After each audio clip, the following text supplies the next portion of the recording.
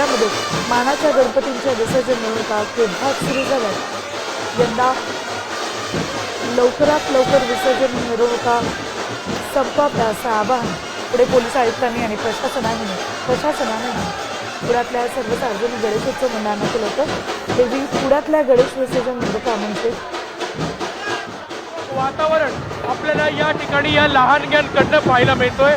हातात लेझीम आहे आणि त्यांचा इन्स्ट्रक्टर बघा, आपण त्यांचा कोच बघा, त्यांना सगळ्यांना जल्लोष कसा असतो हे शिकवतोय।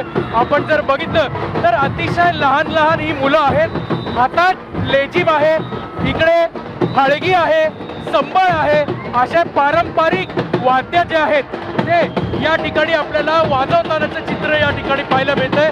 पुढे ढोल आहे, ताशा आहे, पण मुख्य आकर्षण या ठिकाणचं आपल्याला जर पाहायला मिळालं तर खरं तर हा लेझीमचा प्रकार अगदी लहान मुलांकडनं या ठिकाणी खेळण्यात येतोय।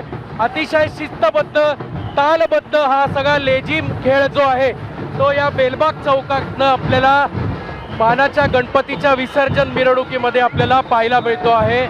मुख्य आकर्षण विसर्जन मिरवणुकीचं जे आहे ते हेच ढोल ताशा लेझीम आणि पुण्याच्या वैभवशाली मिरवणुकीचं आणखी एक मूर्तिमंत उदाहरण या ठिकाणी पाहायला मिळतंय।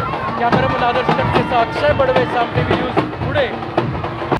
आता isakal.com आहे देशातील नंबर 1 ची मराठी न्यूज वेबसाईट। प्रत्येक अपडेटसाठी isakal.com ला नक्की भेट द्या।